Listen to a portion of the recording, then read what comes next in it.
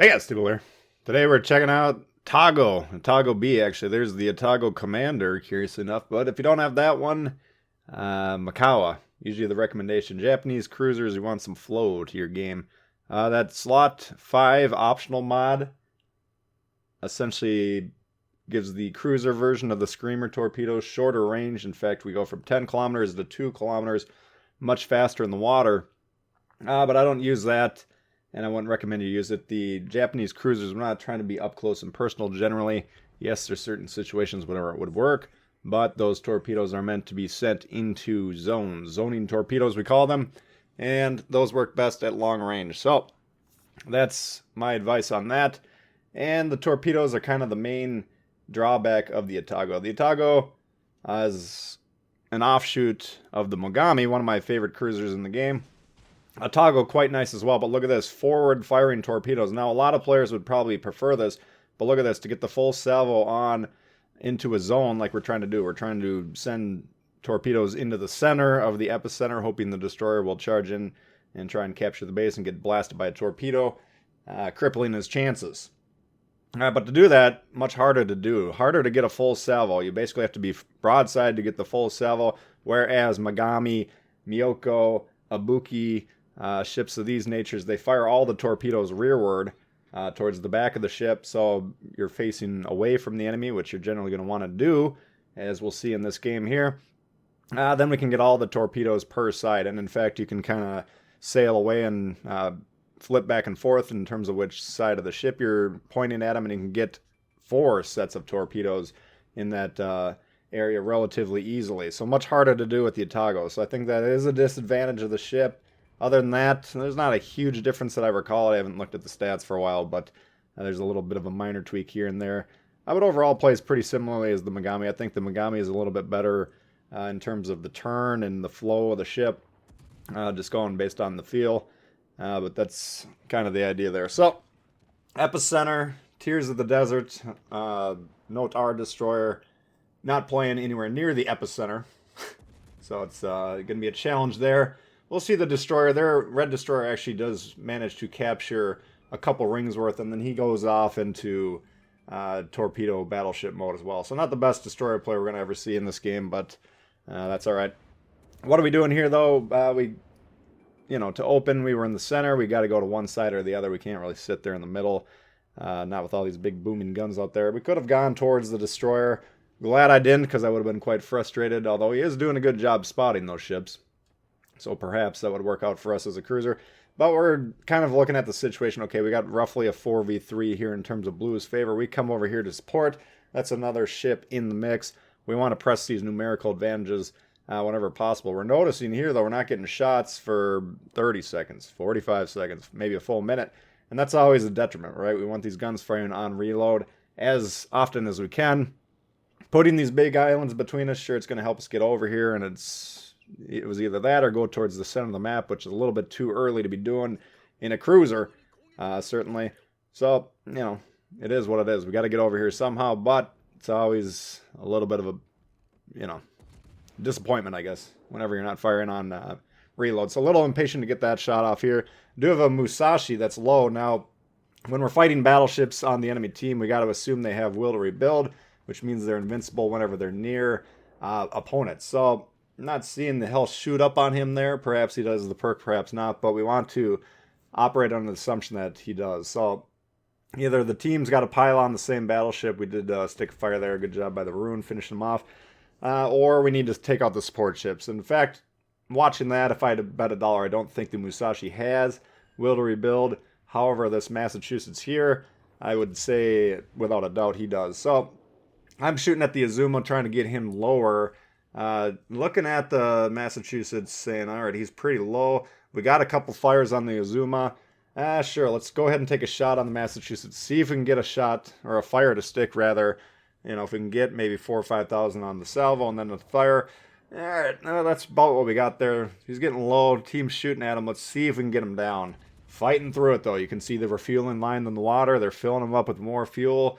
Right in the middle of the war zone. Not an issue. All right, so at this point in time, you've got to start to say to yourself, all right, we got to get these support ships off the board. A lot of guys piling on him, though. He is right on the ropes. and I think the combination of fire and combined fire will actually take him out. But we do switch over to the Bagration with the intention of saying, all right, enough's enough with this mayhem. You know, if we can't sink the guy, we got to take the guys that are refueling him off the board, and that's generally a good strategy anyways, right? The cruiser's generally easier to sink than the battleships, but we did manage to fight through that will to rebuild there, so he needs to boost his commander even more, and then he'll be better in the game going forward. But in the meantime, we're able to take him out there. Zuma, we stick him with the fire there, and the side's looking pretty good, right? Bagration's on the ropes, Zuma's on the ropes, and we got a lot of HP over here. Problem though, we only lost the second ring, I guess. We didn't lose the outer ring, but they are accruing points in the background now. The points tick up 3 points per ring that you control every 5 seconds. And you can see we're tied in terms of ships, but the lead increasing rapidly. And now that we don't have any blue ships on the outer ring, they're going to attempt to press that into a 2 ring to 0 advantage, right? A 2 cap to 0 advantage. And that's going to be a problem, right? But so far we've been doing pretty well in terms of the fight, at least on this side of the board. Looks like the other side kind of got wiped out over there. So it's, you know, we're up a ship at the moment. It's not going to last too long, but it's more or less an even fight in terms of composition. But again, score, well, now we're down 120, and that's growing. So we want to push in here. The destroyer, if he decided that he wanted to attempt to capture base, well, he'd have to go through a cruiser, so he's kind of put himself in a rough position here, or the destroyer to get into the middle of the map there. Can't really count on him, so we as a team need to start moving forward. We do have a cruiser in the outer ring. That'll freeze the scoring there, reducing the lead increase to 3 points every 5 seconds. But we need to see what we can do here to tighten up the situation a little bit. So Edinburgh coming in here. He's low. We do get a reset on him. Just briefly, he's got one of the new Tier 8 British battleships, Temeraire, or whatever that thing's called, coming in hot there as well. We can assume it's got a nice, juicy British heel on it. Haven't played that ship yet, so don't know too much about what we're shooting at. Notice we got a decent shot at Edinburgh. And we can park right here. You can see on the map we got 2 of those guys in the firing range. Don't have good, reliable shots through those gaps, though, so we want to move over here. But in doing so, we need to realize, okay, we do have a little bit of smoke cover that we're utilizing as well. But as we push forward, as we come around that smoke, we should be spotted. Now the Iowa, who's menacingly parked there to the left of these guys, he'll start to have shots. So need to be aware of it. And when we're talking about these cruisers, especially Japanese cruisers, pushing into this situation, I want to get to the point where I can fire at the Iowa, fire at this Temeraire over here. And there's a San Luis cruiser that's, you know, the one by the destroyer down there. We could consider what he's doing as well. But we don't want to be getting too close to these guys, right? You can see we sent some more zoning torpedoes just kind of in there. Maybe the destroyer decides he wants to get that 3rd cap. Maybe not, but that'll make it more of a difficult proposition for him if he does. British battleship down. We're up 2 ships. What's going on with the score? We're still down. Still down significantly. 30 points. So, again, we're kind of committed at this point to killing everyone. If we get rid of the Iowa, we can get on the bases, flip those around, and we can fix the scoring that way. You know, and the game's only just shy of half over, or just over half over, I should say. So the score is not hugely problematic at this point. If they manage to sink a few ships quickly, that would bump the score up closer to 1,000. That's what we're mainly worried about when we're up on ships, but down on scoring. I don't want them to win the game by achieving that 1,000-point victory.